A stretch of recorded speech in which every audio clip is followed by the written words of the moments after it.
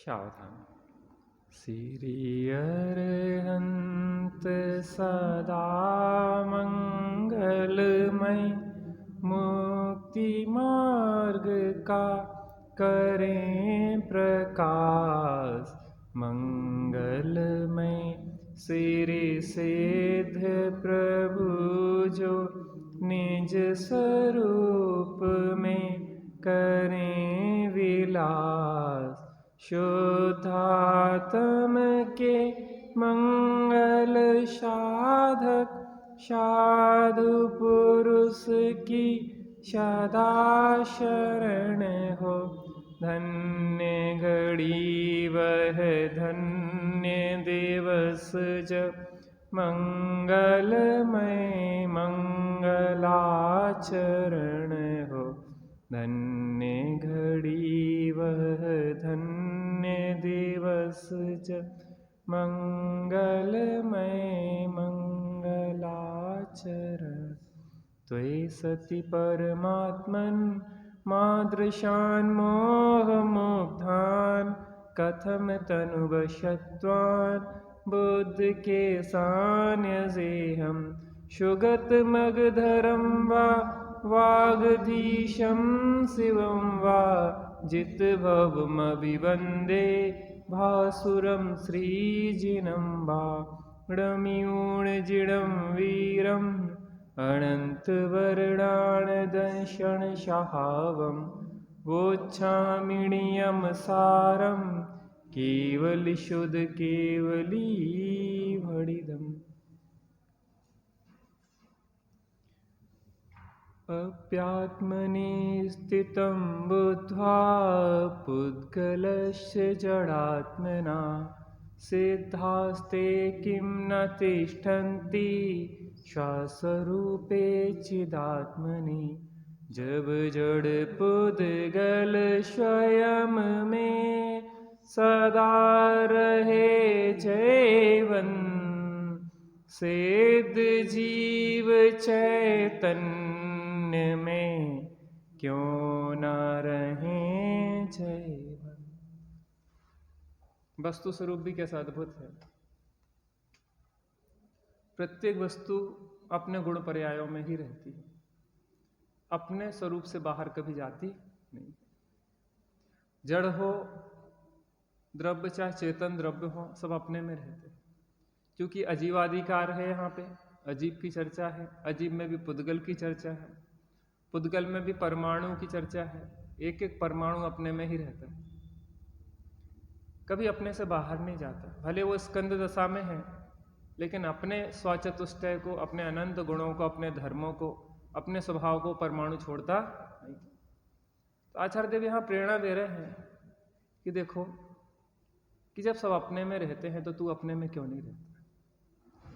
समस्या एक जीव को है, किसी अन्य द्रव्य को नहीं है। चार द्रव्य तो सदा काल स्वभाव रूप ही वर्णन करते हैं। जीव और पुद्गल में वैभाविक नाम की शक्ति है, तो भी पुद्गल वैभाविक वर्णन करे या स्वाभाविक, उससे उसको कोई फर्क पड़ता नहीं है। समस्या किसके साथ है? एक जीव को। और जीव में भी मेरी समस्या मुझे है। मेरे जीव की देखो, सब जीव मोक्ष से चले जाओ, मेरा जीव संसार में भटकता रहे तो मुझे क्या लाभ। तो मुझे भी किसकी चिंता करना है? अपने जीव की। अपने जीव की चिंता मतलब अपने जीव का विचार करो कि हम अपने में ही रहते हैं। देखो, अपने स्वभाव से बाहर निकल के तो कोई जीव जा नहीं सकता, व्यवस्था नहीं है, वस्तु स्वरूप नहीं है। तो फिर हम भी अपने स्वभाव से तो बाहर जा नहीं सकते, बस भ्रम करते रहते। क्या करते रहते? भ्रम करते रहते। हमने परद्रव्य को भोगा, परद्रव्य में एकत्व, ममत्व, कर्तृत्व और भोक्तृत्व की मिथ्या मान्यता करते। देखो, परद्रव्य अगर हमारा हो जाए तो हमारी मान्यता सही है कि गलत है? हम मान रहे हैं कि परद्रव्य हमारा हो सकता है, और परद्रव्य वास्तव में हमारा हो जाए तो हमारी मान्यता क्या हो जाए? सही हो जाए। लेकिन परद्रव्य तो हमारा होता नहीं है, और मानते क्या है हम? कि परद्रव्य हमारा हो सकता है। इसलिए मान्यता कैसी है? विपरीत। और जब हमें यह पता पड़ जाए कि कोई द्रव्य किसी का कुछ करता धरता नहीं है, सब अपने में पूर्ण है, परिपूर्ण है। मैं हूं अपने में स्वयं पूर्ण, पर है अपने में स्वयं पूर्ण, सब है अपने में स्वयं पूर्ण। पर की किसी को कुछ जरूरत नहीं, या पुद्गल को कुछ अपनी जरूरत नहीं है, तो हम पुद्गल के लिए क्यों इतने परेशान हो रहे हैं। जब जड़ पुद्गल स्वयं में सदा रहे जयवंत, सिद्ध जीव चैतन्य में क्यों न रहे जयवंत। सिद्ध भगवान भी अपने में रहते हैं, दो चीजें, जड़ भी अपने में रह रहा है, अन्य चार द्रव्य भी अपने में रह रहे हैं, माने पुद्गल भी अपने में रह रहा है, अन्य चार द्रव्य भी अपने में रह रहे हैं, और जीवों में भी सिद्ध जीव अपने में रह रहे हैं। एक भगवान, यही भगवान है जो भटक रहा है। महन भैया, कौन सा भगवान? ये भगवान है जो भूल आपको भरमतवादी। एक बार बड़े पंडित साहब कहने लगे कि देखो, अपन कहीं चले जाओ, इस 2.5 द्वीप में, या कहीं भी चले जाओ 13 द्वीप तक, जहां तक जिनालय है, जिनबिंब है, सब भगवान किसकी ओर देख रहे हैं? अपनी ओर देख रहा है। लेकिन एक भगवान है जो पर की ओर देख रहा। कौन सा है? जी भगवान, जो सुखी होने के नाम पे कहां देख रहा है? बाहर में, कि जी हमें सुखी कर देंगे। और दुखी क्यों है? इसीलिए है कि अपना सुख अपने में है और खोज कहां है? इसलिए यहां प्रेरणा दी कि भैया अपने में रहो, उसमें शांति है। बाहर में देखोगे तो बड़ी समस्याएं हैं, द्वंद्व हैं, लड़ाई झगड़ा है।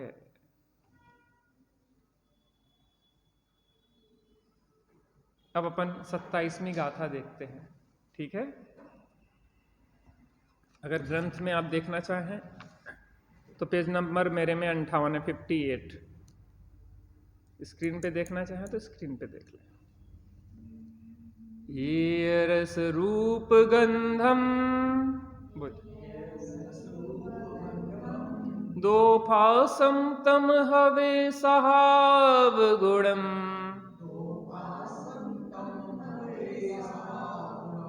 बिहाव गुण मिदी भड़िदम, जिन समय सब पैड़तम,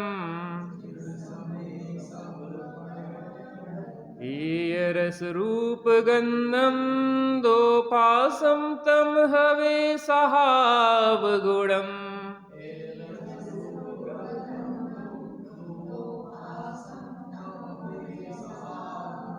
बिहाव गुण मिधि भणिदम, जिन समय सब पैड़तम,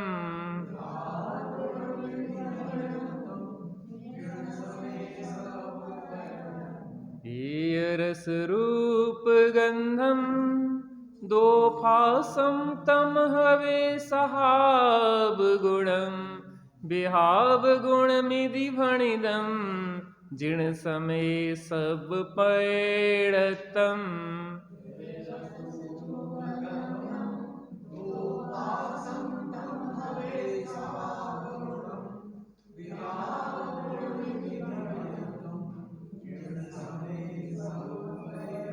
स्वभाव गुण में अणु में एक रूप रस गंध फरस दो, विभाव गुण में कंद तो बस प्रगट इंद्रिय ग्राह है।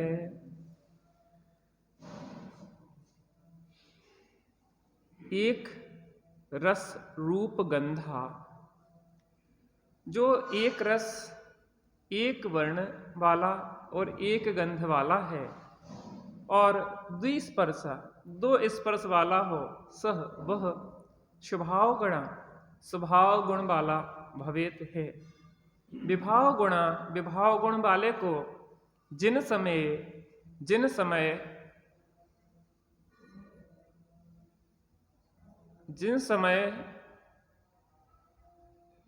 सर्व प्रगट सर्व इंद्रियों से ग्राह कहा है। जिन समय माने जिनेन्द्र देव की वाणी में, काय में, जिन शासन में, जिन धर्म में कहा है।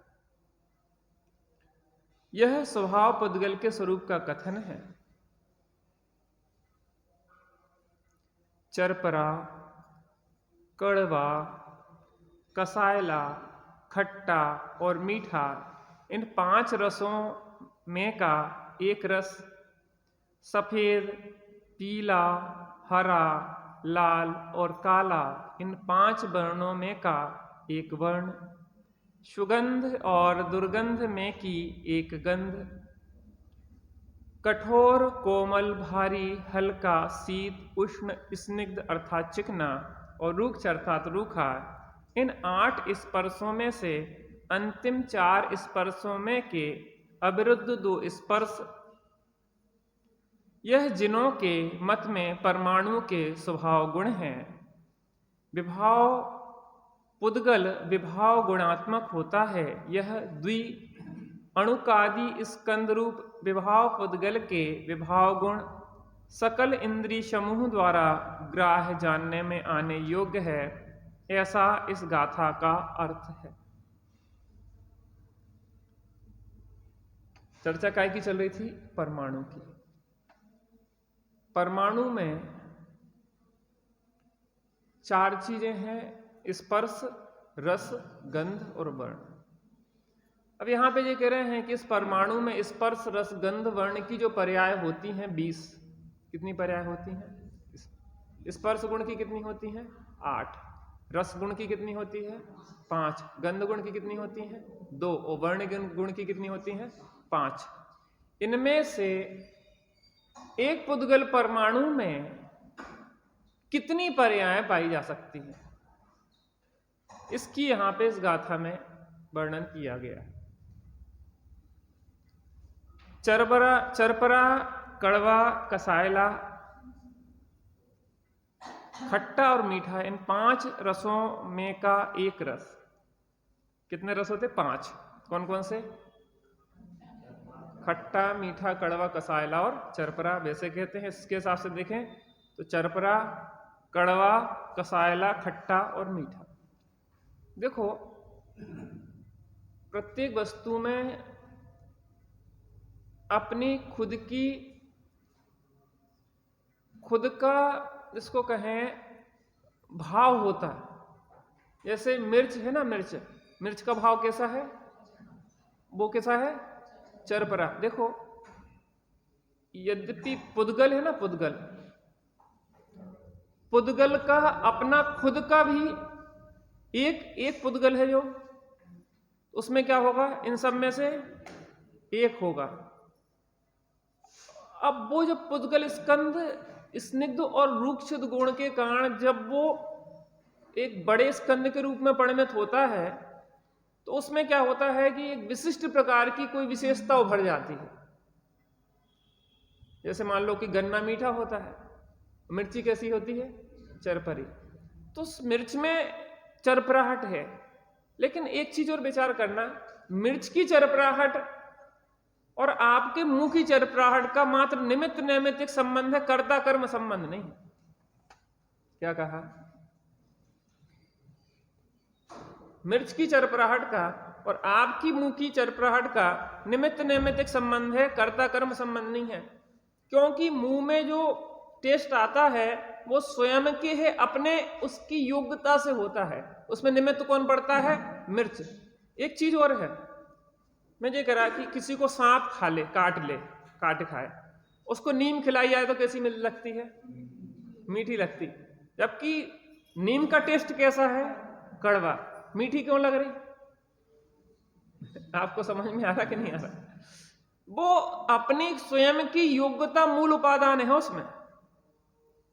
मैं ये करा, कोई परद्रव्य दूसरे से कुछ लेता देता नहीं है। आपको लगता है कि सूर्य का प्रकाश आ रहा है, लेकिन सूर्य का प्रकाश नहीं आता अपने से बाहर। ट्यूबलाइट का प्रकाश अपने से बाहर नहीं आता। मोमबत्ती, कोई भी चीज का प्रकाश उससे बाहर नहीं निकलता। फिर होता क्या है? उसके निमित्त से वहां के जो परमाणु है वो स्वयं ही उस रूप परिणत होते हैं। कौन होते हैं? बात समझ में आई? मिर्च को जीव पे रखा तो जीव के स्थित परमाणु स्वयं ही अपने। मैं ये कह रहा कि नहीं हो चीज। ऐसा समझो कि इंजेक्शन लगने पे दर्द होता ना, आपके शरीर में इंजेक्शन लगाया जाए तो दर्द होता, अब मैं ये पूछ रहा हूं कि वहां इंजेक्शन भरा जा रहा है और आप यहां पे क्यों उछल कूद कर रहे हैं? जब आपको कुछ तकलीफ होए, आपके शरीर में जो टच किया जाए, तब तकलीफ होना चाहिए कि पहले होना चाहिए? आप बताइए। अब वो इंजेक्शन वहां डॉक्टर भर रहा है और यहां बच्चा चिल्ला रहा है। अब वो कह रहा है कि हम इंजेक्शन तो तुम्हारे लिए भर ही नहीं रहे, हम तो दूसरे को लगाने के लिए भर रहे हैं, तुम क्यों चल कर रहे? आप खटाई की चर्चा करो और व्यक्ति कहेगा कि यार हमारे तो दांत गोठले हो जा रहे, तुम ऐसी बातें ना करो, रहने दो बस। मैं ये कह रहा वो जो गोठलापन होगा वो अपने मुंह का स्वयं का क्रिएशन है कि दूसरे का है? वो मात्र निमित्त नैमित्तिकता है, कर्ता कर्म संबंध नहीं है किसी का। ऐसा समझो, एक व्यक्ति कह रहा है कि मिर्च बहुत फीकी है और एक कह रहा बहुत तीखी है। मिर्च तीखी है कि फीकी है? उसकी जो अनुभाग शक्ति है ना, फलदान क्षमता है उसकी तो बराबर है, लेकिन व्यक्ति के अनुसार किसी को फीकी लग रही है और किसी को तीखी लग रही है। अंतर समझ में आता कि नहीं आता? एक चीज को हमेशा ध्यान रखें, परद्रव्य के साथ हमारा कर्ता कर्म संबंध नहीं है, मात्र निमित्त नैमित्तिक संबंध है। तो उसकी अनुभाग शक्ति अपनी है, लेकिन उसकी अनुभाग शक्ति से तुम्हारी खुद की उपादानगत योग्यता हो तो उस पर आरोपण आता है। तो जो एक परमाणु है, एक परमाणु, तो इसमें क्या है? 5 रसों में से एक रस, 5 वर्णों में से कोई एक वर्ण, 2 गंध में से कोई एक गंध, और 8 स्पर्श में से कोई 2 स्पर्श। कैसे कैसे? कठोर, कोमल, भारी, हल्का। अब देखो, एक परमाणु कठोर होता है कि कोमल होता है? एक परमाणु कठोर है कि कोमल है?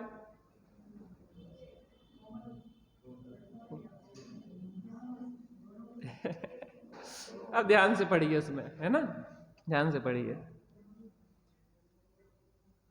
कठोर, कोमल, भारी, हल्का, शीत, उष्ण, स्निग्ध और रुक्ष, इन 8 स्पर्शों में से अंतिम 4 स्पर्शों में के अविरुद्ध 4 को हटा दो। क्योंकि कठोर और कोमल स्कंधों पे कहा जाएगा एक परमाणु ना कठोर है ना कोमल है। क्या कहा? क्योंकि कठोरता और कोमलता सापेक्ष है। किसी व्यक्ति को वही चीज कठोर लग रही है और किसी व्यक्ति को वही चीज कोमल लग रही है, वो सापेक्ष है। और वो कठोरता कोमलता स्कंध के आधार पर कही जा रही है, ना कि परमाणु में कठोरता कोमलता होती। अरे जो टेबल कठोर है और जो चटाई कोमल है, तो जो परमाणुओं के स्कंध की तरफ से कह रहे हैं आप कि एक परमाणु की कठोर कोमल है? बताइए, स्कंध है ना वो, परमाणु तो नहीं है कठोर कोमल। ऐसा ही एक परमाणु हल्का है कि भारी है? परमाणु तो परमाणु, उसको क्या हल्का?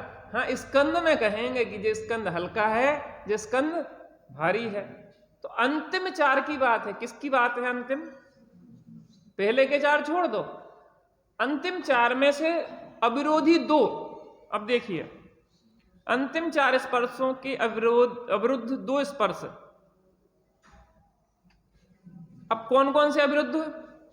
शीत उष्ण में से एक और स्निग्ध और रुक्ष में से एक। या तो शीत होगा या उष्ण होगा या स्निग्ध होगा या रुक्ष होगा, 2। अब टोटल कितने हो गए परमाणु में? 5। कौन कौन से?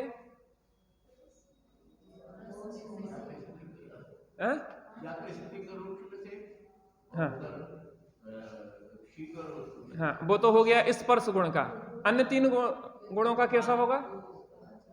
रस गुणों, 5 रस में से 1 रस, 5 वर्ण में से 1 वर्ण, 2 गंध में से 1 गंध और स्पर्श में से 2। कितने होगा टोटल? 5 गुण रहेंगे, है ना। यह जिनों के मत में परमाणु के स्वभाव गुण हैं। विभाव गुण, विभाव पुद्गल विभाव गुणात्मक होता है। विभाव पुद्गल माने द्विस्कंध से लेके अनंत अनंत अनंत स्कंदों का जो पिंड है वो क्या है? विभाव पुद्गल है। यह द्वि अणुकादि स्कंद रूप विभाव पुद्गल के विभाव गुण शकल इंद्रिय समूह द्वारा ग्राह्य जानने में आने योग्य है, ऐसा इस गाथा का अर्थ है। अब ये भी एक कंफ्यूजन हो रहा है, ध्यान से देखना इसको। विभाव पुद्गल विभाव गुणात्मक होते हैं। यह द्वि अणुकादि स्कंध, दो परमाणुओं से लेकर अनंत परमाणुओं से बना हुआ स्कंद वह विभाव पुद्गल है, ठीक है ना। यह द्वि अणुकादि स्कंद रूप विभाव पुद्गल के विभाव गुण सकल इंद्रिय समूह द्वारा ग्राह्य है। अभी तो आप बता के आए थे कि जो कारमाण वर्गणाओं के स्कंद हैं वो तुम्हारी इंद्रियों से ग्राह्य नहीं है, जबकि औदारिक शरीर में जितनी वर्गणाएं, जितने परमाणु हैं उससे भी अधिक परमाणु काय में है, कारमाण शरीर में है, उसके बाद भी आपके ग्राह्य नहीं है। और यहां कह रहे हैं कि वह सकल इंद्रियों के द्वारा ग्राह्य है। तो जहां जिस अपेक्षा से जो कथन किया गया है उस अपेक्षा से समझना, मतलब ये है कि यहाँ पे जो इंद्रिय ग्राह्य है उनकी तरफ से बात है। किनकी बात है? या इंद्रिय ग्राह्य की बात कर रहे, अवधि ज्ञान की ग्राह्य नहीं कह रहे। बात समझ में आती? आ जाओ। काय की बात है? इंद्रिय ग्राह्य। तो यहां पे किससे समझना कि वो स्कंद की बात है यहां पे जो स्कंद इंद्रिय ग्राह्य हो। सकल इंद्रिय ग्राह्य नहीं हो सकते, इतना तो पक्का है। दो अणु से लेके अनंत अणुओं का जो स्कंद है वो इंद्रिय ग्राह्य नहीं हो सकता। आज एक विशेष चर्चा करने का भाव है। आज कोई विशेष दिन है ना, 26 जनवरी को हुआ क्या था? आज संविधान लागू हुआ था। देश स्वतंत्र कब हुआ था? नहीं, अभी व्यवहार की बात ही कर रहे हैं हम, परमार्थ पे नहीं जाओ। अभी व्यवहार की बात कर रहे हैं अपन। व्यवहार की बात क्या बता रहे हैं हमें? 1847 1947 अपन भी मना लें थोड़ा सा गणतंत्र दिवस। जैन दर्शन के परिप्रेक्ष्य में तिरंगे झंडे का क्या महत्व है, आज एक विशेष आपको बात दिखाते हैं। इसमें भी क्या सूचना दी गई है, भारत का जो तिरंगा क्या संदेश देता है, इस बात को समझने का प्रयास करते हैं। राष्ट्रीय ध्वज में वस्तु स्वरूप का दर्शन, क्या कह रहे हैं?